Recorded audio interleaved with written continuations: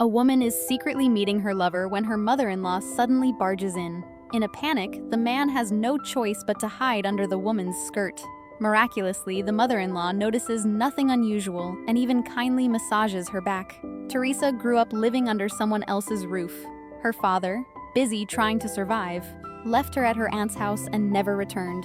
From that day on, Teresa clung to the promise that her father would come back for her. But her aunt bluntly told her that her father would never return. Your father isn't coming back, Therese. He'll come back. My brother has never done a single thing he said he was going to do. After arriving at her aunt's home, Teresa was forced to take care of her seriously ill cousin. She would be scolded for the smallest things, even for walking barefoot, accused of being unladylike. Every word she spoke and every move she made were tightly controlled by her aunt. Her aunt, who had been widowed at a young age, arranged for Teresa and her cousin to eat and sleep together. Every night, Teresa fell asleep to the sound of her cousin coughing. Every morning, she woke up to that same sound, year after year. Until she turned 18, caring for her cousin became her daily routine. After years of suffocating repression, Teresa desperately longed for the outside world. One day, she saw a strong man working across the lake. The raw masculinity radiating from him stirred something deep inside her. It was a kind of presence her cousin had never possessed. On her way home, she could not stop thinking about it. At an age when first love begins, curiosity about desire and intimacy was inevitable. Kiss me, Camille. All right. No, not like that. Like this? No. She suddenly realized that her awkward, unromantic cousin had no idea how to comfort a woman. Just then, tragic news arrived. Her father had died after falling into the sea. The last thread of hope was instantly cut off. Teresa felt even more lost, terrified about what her future might hold. But her aunt showed no sympathy. She announced that she would use the compensation from Teresa's father to move to Paris. The reason was simple: to improve her son's condition. We can leave right after the wedding. Oh, whose wedding are we going to? Well, yours, dear. Oh, but who am I going to marry? Why, Camille, of course. The sudden decision left Teresa completely unprepared, yet she had no power to resist. We don't even know who your mother was. Illegitimates have been dealt an unlucky hand. We should consider ourselves lucky that you have Camille. The husband never took the initiative to have sex with his wife. Faced with his beautiful and seductive spouse, his frail body simply could not keep up with his desire. When confronted with his wife's increasingly obvious hints, Camille felt as if he were facing an enemy. He hurriedly blew out the candles, collapsed onto the bed, and pretended to be asleep. Left alone, Teresa stared at his back and felt a flood of conflicting emotions.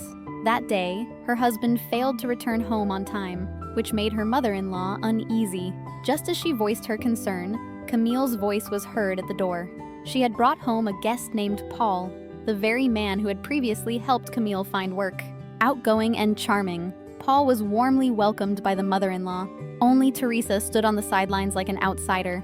Years of being suppressed had left her nearly invisible in this household, so when Paul greeted her, she felt unexpectedly flattered. By accident, Teresa locked eyes with Paul. Her heart began to race, and she hurriedly stood up in panic. Seeing this, Camille assumed his wife was behaving improperly. He walked over with a stern expression to check on her. Under his breath, he complained that Teresa was unsociable and might make their guest feel unwelcome. He had no idea that all of her inner turmoil was caused by Paul. The next day, Paul came by on his own to paint Camille. Teresa sat nearby. They barely exchanged a word, yet both were constantly aware of each other's presence. Carefree Camille noticed nothing at all.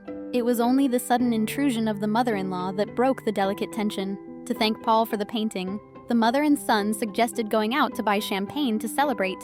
But once Camille left the house, the restraint was gone. Paul stopped hiding his feelings and spoke plainly. Do you like it? You said you couldn't paint.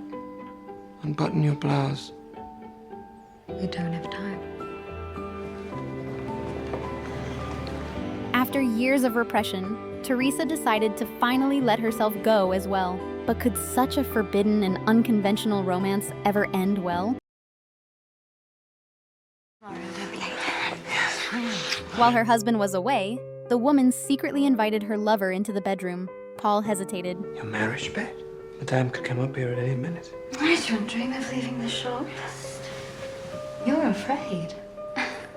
I can't believe that you're the same lifeless girl that always sat in the corner. I have no idea how much they've stolen from me. I almost ran away twice, but she always told me I couldn't survive without them. And I believed her. There's nothing left of me. Danger passes by those who look it right in the eye. That laughter sparked Paul's competitive pride.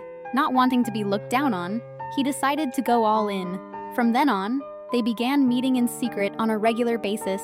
Every corner of the house bore traces of their affair. Paul's favorite moment of each day became the end of his work shift, because that meant he could come see Teresa. One evening after work, Paul was suddenly stopped. Camille wanted to invite him out for a casual meal.